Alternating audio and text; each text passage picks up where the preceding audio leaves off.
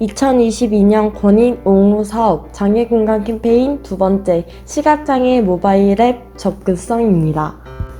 본 사업은 시각장애인과 관련된 다양한 체험을 통해 시각장애인을 이해하고 시각장애인이 겪는 문제에 대하여 함께 공감하며 사회 안에서 조화롭게 함께 살아가도록 하는 것을 목표로 하는 활동입니다.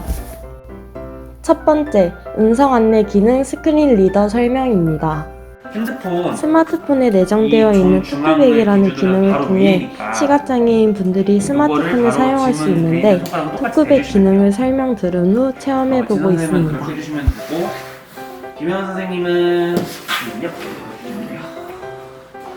김혜원 선생님은 두 손가락, 한 손가락으로 하면 안 돼요. 화면이 잠긴 상태에서는, 아예 잠긴 상태에서는. 아까 그냥 해보셨구나. 그거 네 맞아요. 두 손가락으로 이렇게 해주시면 돼요. 그럼 풀려요. 네, 그렇게 해서 들어가는 걸로 해서 여러분들 지금 어디부터 해보실 거냐면은 카카오톡, 그러니까 잠금하면 풀어서 카카오톡 아이콘 찾아서 카카오톡까지 들어가는 거예요. 두 번째, 음성 안내 기능 실습입니다.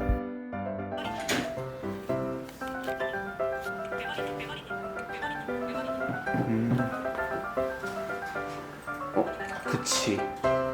네? 네. 계속해. 오케이.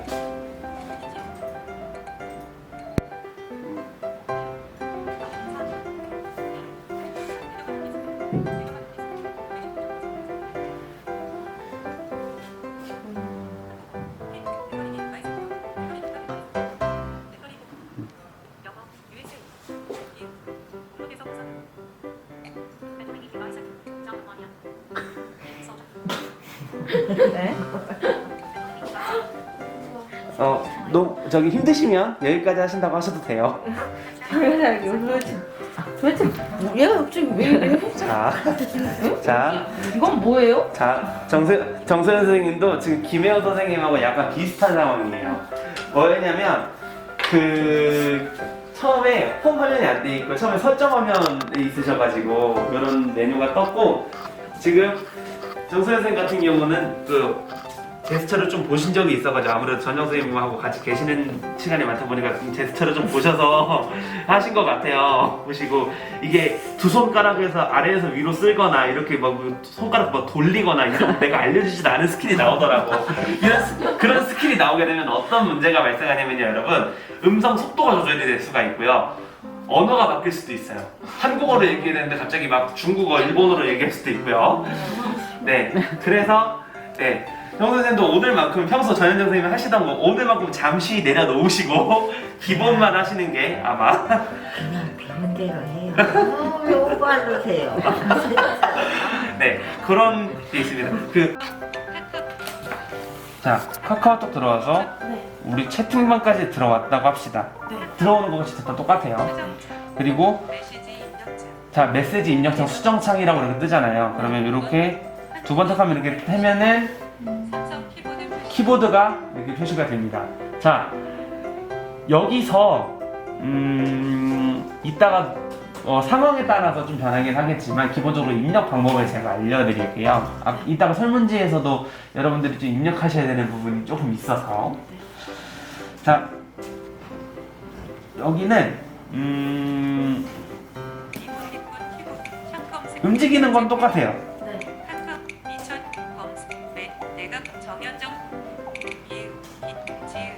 자, 움직이는 건 똑같은데 네, 움직이는 건 똑같은데 대신에 이렇게 처음에 들어갈 때는 쓸어서 들어가는 게 아니고 요 키보드 있는 위치에서 이렇게 처음에 알려주는 거지, 이렇게 되는 것까지 이응치읒 이렇게 알려주는 게 시작하면은 하시면 됩니다. 그러면 리을로 도착해서 리을로 한 번 했잖아요. 그럼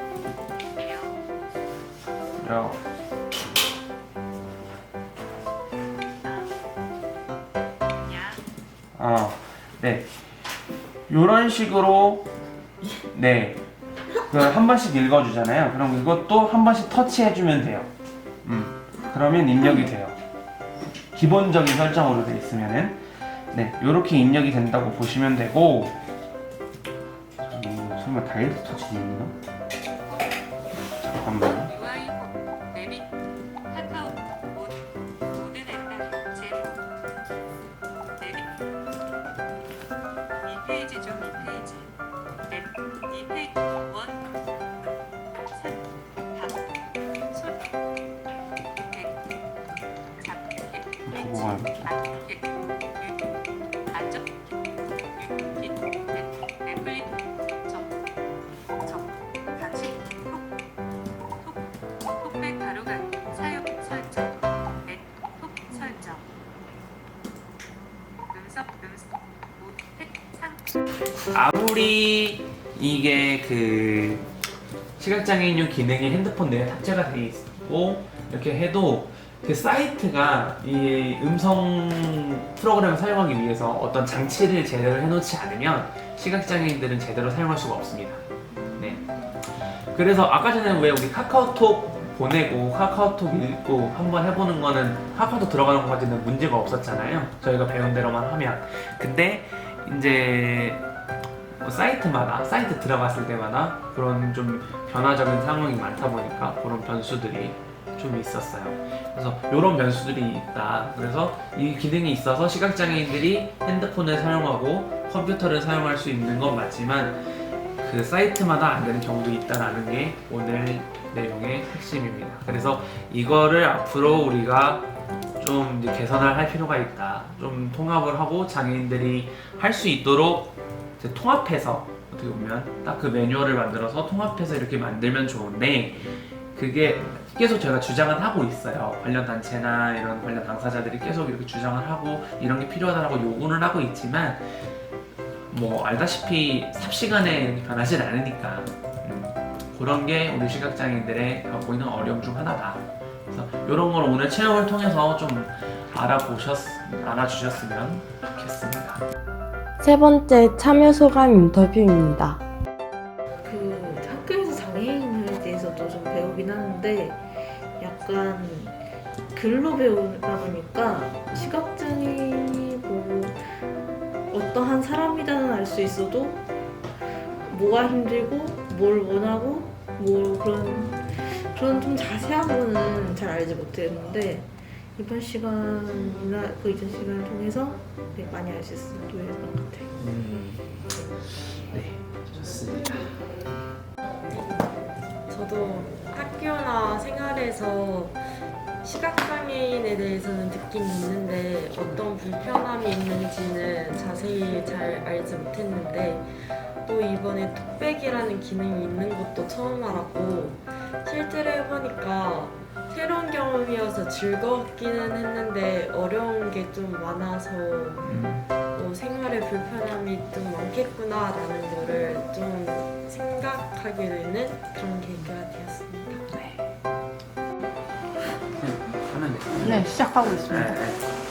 저는 장애인 입장에서 장애인으로서 이 캠페인을 참여하면서 어쨌든 제가 늘상 생활하는 부분이다 보니까 딱히 경험을 하고 그런 거는 없었어요. 하지만 비장애인 학생들이 하는 것을 보고 좀 새로운 것을 알게 되고 잘 몰랐던 부분을 알아가는 것을 보면서 이런 캠페인이 반드시 필요하다는 것을 많이 깨달았어요.